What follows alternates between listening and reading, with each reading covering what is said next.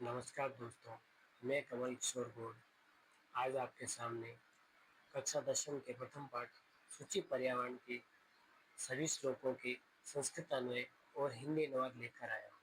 चलिए प्रथम श्लोक के माध्यम को पढ़ते हैं और उसके बाद उसका अर्थ जानते हैं। ध्रुवमत्र जीवितं जातं प्रगतिरेव शरणं शुचिपर्यावरणम् महानगरमध्ये चलदनिशं कालाय सचक्रम् मनसोषयद् तनुपेशयद् भ्रमति सदा वक्रम् धूर्दान्ते दशने अमुना स्यान् एव जनव्यसनम् शुचिपर्यावरणम्। चलिए संस्कृत अन्वय पढ़ते हैं। अत्र जीवितं दुर्वा जातं प्रकृतिः एव शरणं शुचिपर्यावरणं स्यात्। महानगरे मध्ये अनिशं कालाय सचक्रं चलत् मनः शोषयत् तनुपेशयत् सदा वक्रं भ्रमति अमुना दुर्दान्ते दशने जनग्रसनं न एव स्यात् शुचि पर्यावरणं स्यात्। अर्थात अत्र जीवितम यहाँ जीवन दुर्वा कठिन या दुर्भर जातम हो गया है। प्रकृति एवं शरणम प्रकृति ही शरण है या आश्रय है।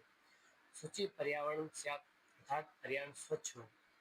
महानगरी मध्य अनिशम कालाय सचक्रम चलत अर्थात महानगर के मध्य में या महानगरों में अनिशम दिन रात कालाय सचक्रम अर्थात लोहे का पहिया चलता रहता है।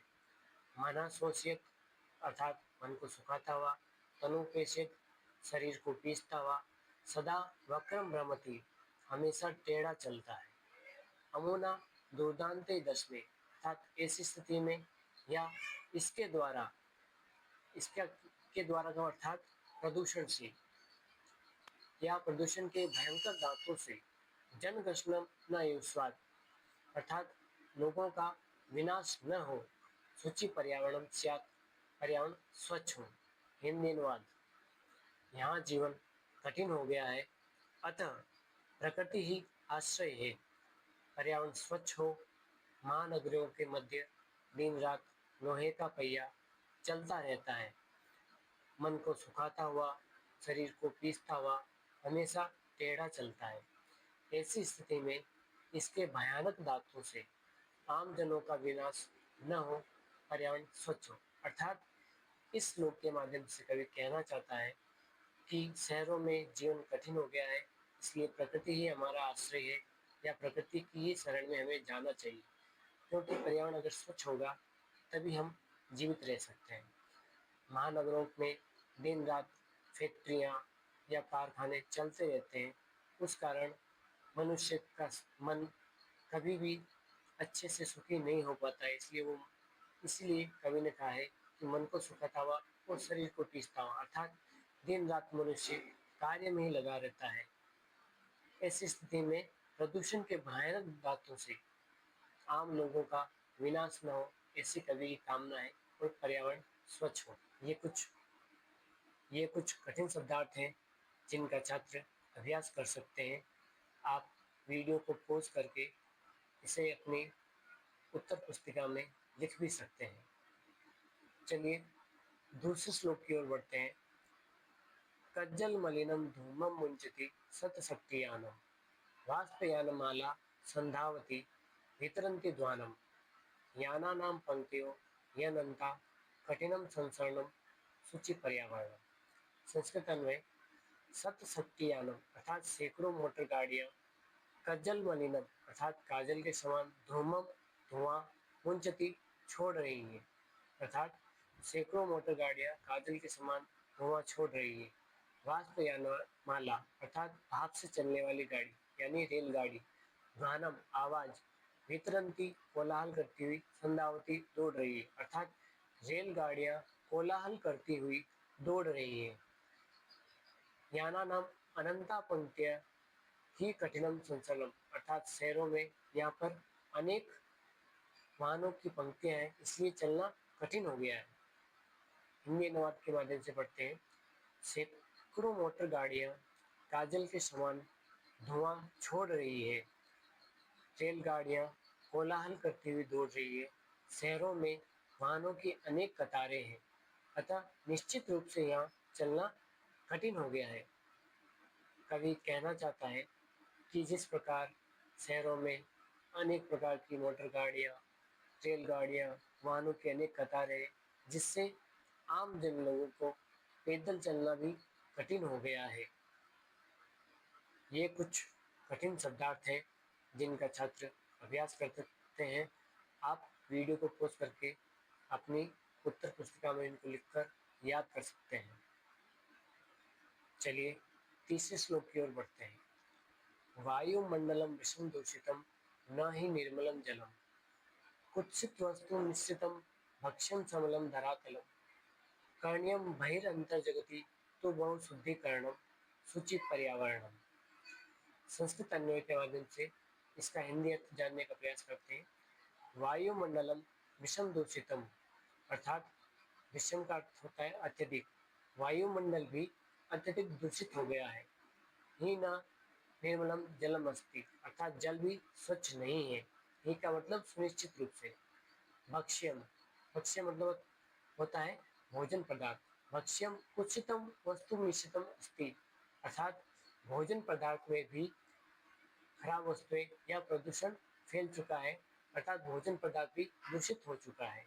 धरातलम समलम जातम, धरातल में भी मलयुक्त हो गया है या धरातल में भी प्रदूषण फैल गया है, अर्थात पृथ्वी भी प्रदूषित हो गई है। वही अंता जगती, वही अर्थात बाहरी, अंत अर्थात आंतरिक, जगती अर्थात जगत में या संसार में। वही अंता जगती अर्थात बाहरी और आंतरिक जगत में बहुत तो शुद्धिकरण, अर्थात बहुत तो शुद्धिकरण करणीयम, करना चाहिए, अर्थात बाहरी और आंतरिक जगत में शुद्धिकरण तो करना ही चाहिए। शुद्धि पर्यावरणम शुचि पर्यावरणम स्यात्, अर्थात पर्यावरण स्वच्छ हो। चलिए हिंदी अनुवाद के माध्यम से प्रयास करते हैं। वायुमंडल भी अत्यधिक दूषित हो गया है, जल भी निश्चित रूप से स्वच्छ नहीं है, भोजन पदार्थ भी दूषित हो गया है, पृथ्वी भी प्रदूषित हो गई है, अतः बाहरी और आंतरिक जगत में शुद्धिकरण करना चाहिए, पर्यावरण स्वच्छ हो। अर्थात कवि कहना चाहता है कि हमारी पृथ्वी पर जो जितनी भी वस्तुएं या खाने वाली हो, पीने वाली हो या सब कुछ जो भी है पूर्णतया प्रदूषित हो गया है, अतः हमें पृथ्वी की बाहरी और आंतरिक सतह पर शुद्धिकरण करना चाहिए। इसी से पर्यावरण स्वच्छ हो सकता है। ये कुछ कठिन शब्दार्थ हैं जिनका विद्यार्थी अभ्यास कर सकते हैं और अपनी उत्तर पुस्तिका में लिख सकते हैं। कंचित कालम मय माम अस्मात् नगरात् बहु दूरम प्रपश्यामि ग्रामान्ते निर्जर नदी पयपूरम एकांते कांतारे क्षणमपि मे स्यात् संचरणम शुचि पर्यावरणम। संस्कृत अन्वय के माध्यम से पढ़ते हैं। माम अस्मात् नगरात कंचित कालम बहु दूरम नयन, अर्थात मुझे कुछ समय के लिए, माम अस्मात् नगरात मुझे इस नगर से, कंचित कालम कुछ समय के लिए, बहुत दूरम नए बहुत दूर ले चलो, अहम ग्रामांते मैं गांव के अंत में या गांव की सीमा पर, निर्जर अर्थात झरने, नदी नदियां, अयापूरम जल से भरे हुए तालाब, प्रपश्यामी देखता हूँ या देखना चाहता हूँ। मैं एकांते कांतारे, मैं या मेरे द्वारा एकांते एकांत कांतारे वन में क्षण भर के लिए, संचरणम स्यात् भ्रमण करना चाहता हूँ या मेरा भ्रमण हो, शुचि पर्यावरणम स्यात् पर्यावरण शुद्ध हो। हिंदी अनुवाद के माध्यम से पढ़ते हैं। कुछ क्षणों के लिए मुझे इस नगर से बहुत दूर ले चलो, मैं गांव की सीमा पर नदी, झरने और जल से भरे तालाब देखना चाहता हूँ या देखता हूँ। क्षण भर के लिए एकांत वन में मैं भ्रमण करना चाहता हूँ या मेरा भ्रमण हो, पर्यावरण स्वच्छ हो, ऐसी कवि की कामना है। ये कुछ कठिन शब्दार्थ हैं जिनका छात्र अभ्यास कर सकते हैं। आप वीडियो को रोककर या पॉज करके इनको अपनी उत्तर पुस्तिका में लिख सकते हैं। चलिए अगले श्लोक की ओर बढ़ते हैं। हरित तरुणाम ललित लतानाम माला रमणीया कुसुमावली समीरचालिता श्याम्य वर्णीया नवमालिका रसालम मिलिता रुचिरम संगमनम सूचि पर्यावरण। संस्कृत अन्वय। हरित तरुणम अर्थात हरे भरे पेड़, ललित लता नाम यानी सुंदर लताओं, माला अर्थात पंक्तियां, रमणीय अर्थात हरे भरे पेड़ और सुंदर लताओं की पंक्तियां मेरे लिए आकर्षक है। समीर चालिता यानी हवा से हिलती हुई, कुसुमावली यानी फूलों की पंक्तियां, मैं वर्णिया स्यात् यानी मेरे द्वारा चुनने योग्य है, अर्थात फूलों से हिलती हुई फूलों की पंक्तियां मेरे द्वारा चुनने योग्य है। नवमालिका यानी चमेली की बेल, रसालम यानी आम्रवृक्ष, मिलिता मिलकर के, रुचिरम सुंदर, संगमनम समागम स्यात् हो, अर्थात आम वृक्ष के साथ चमेली की लता का या बेल का सुंदर समागम हो, समावेश हो और पर्यावरण स्वच्छ हो। चलिए हिंदी अनुवाद के माध्यम से पढ़ते हैं। हरे भरे पेड़ और सुंदर लताओं की पंक्तियां आकर्षक है। हवा से हिलती हुई फूलों की पंक्तियां मेरे द्वारा चुनने योग्य है। आम्र वृक्ष के साथ चमेली की बेल का या लता का सुंदर समागम हो, पर्यावरण स्वच्छ हो, ऐसी कवि की कामना है। ये कुछ कठिन शब्दार्थ हैं जिनका विद्यार्थी अभ्यास कर सकते हैं और वीडियो को रोककर अपने उत्तर पुस्तिका में भी लिख सकते हैं। चलिए अगले श्लोक की ओर बढ़ते हैं। ऐचल बंधो खगकुल कलरव गुंजित वन देशम पुर कलरव संभ्रमित जनेभ्यो दत्त सुख संदेशम चाकचिक्य जालम नो कुर्यात जीवित रसहरणम सूचि पर्यावरण। संस्कृत अन्वय के माध्यम से इसका अर्थ जानने का प्रयास करते हैं। ऐ बंधु खगकुल कलरव गुंजित वन नेशन तल, अर्थात ऐ बंधु यानी हे बंधु, खगकुल कलरव यानी पक्षियों की चहक से, यानी खगकुल अर्थात पक्षी और कुल कलरव यानी पक्षियों के चहक से, गुंजित वन नेशन चल यानी पक्षियों की चहक से गूंजने वाले वन प्रदेश को चलो। पुर कलरव अर्थात शहर, कलरव संभ्रमित यानी शहर के शोर से भ्रमित या शहर के शोर में खो गए जनेबिय लोगों के लिए धृत सुख संदेशम, सुख का संदेश धारण करो। चाकचिक के जालम अर्थात चकाचौंध वाली दुनिया, जीवित रस हरणम न कुर्यात यानी जीवन के रस का हरण न करे, शुचि पर्यावरणम स्यात् पर्यावरण स्वच्छ हो। चलिए हिंदी अनुवाद के माध्यम से जानते हैं। हे बंधु, पक्षियों के चहक से गुंजित वन प्रदेश को चलो। शहर के शोर से भ्रमित लोगों के लिए सुख का संदेश धारण करो। चकाचौंध वाला ये संसार जीवन के रस का या जीवन रस का हरण न करे और पर्यावरण स्वच्छ हो, ऐसा हमारा मानना है या कवि की कामना है। ये कुछ कठिन शब्दार्थ हैं जिनका विद्यार्थी अभ्यास कर सकते हैं। आप वीडियो को रोकिए और इन्हें अपनी उत्तर पुस्तिका में लिख सकते हैं। चलिए अंतिम श्लोक की ओर बढ़ते हैं। प्रस्तर तले लता तरु गुल्मा न भवन्तु पिष्टा आसानी सभ्यता निसर्गे श्यान समाविष्टा मानवाय जीवनम कामये नो जीवन मरणम शुचि पर्यावरणम। चलिए संस्कृत अन्वय के माध्यम से इसका अर्थ जानने का प्रयास करते हैं। लता तरु गुल्मा अर्थात लताएं, पेड़ और झाड़ियां, प्रस्तर तले पिष्टा न भवन्तु यानी पत्थरों के तले दबाई न जाए या पत्थरों के तले पिस न जाए।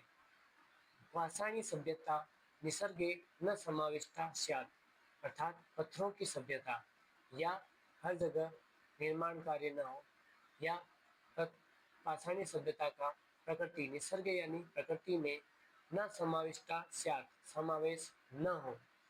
अहम अर्थात कवि मानवाय जीवनम कामये मैं मानवों के लिए जीवन की कामना करता हूँ। जीवितम न मरणम जीवित रहते हुए मरने की नहीं करता। शुचि पर्यावरणम स्यात् पर्यावरण शुद्ध हो। चलिए हिंदी अनुवाद के माध्यम से पढ़ते हैं। लता, पेड़ और झाड़ियाँ पत्थरों के नीचे न दबाई जाए या न पिसी जाए। प्रकृति में पाषाणी सभ्यता अर्थात निर्माण कार्य का समावेश न हो। मैं मानवों के लिए, मैं अर्थात कवि, मैं मानवों के लिए जीवन की कामना करता हूँ, जीवित रहते हुए मरने की कामना नहीं करता। पर्यावरण स्वच्छ हो, ऐसा कवि का मानना है या उनकी कामना है। ये कुछ कठिन शब्दार्थ हैं जिनका विद्यार्थी अभ्यास कर सकते हैं। यदि आपको इस पाठ के माध्यम में या इस पाठ के लिए किसी और प्रश्न का के बारे में पूछना हो तो आप कमेंट के माध्यम से पूछ सकते हैं। और यदि आपको ये वीडियो अच्छा लगे और आगे भी इस प्रकार के वीडियो अगर आपको चाहिए तो कमेंट के माध्यम से हमें सूचित करें और किसी भी प्रकार के प्रश्न के लिए कमेंट अवश्य करें। जल्द ही हम इसके अभ्यास कार्य का वीडियो अपलोड करेंगे। धन्यवाद।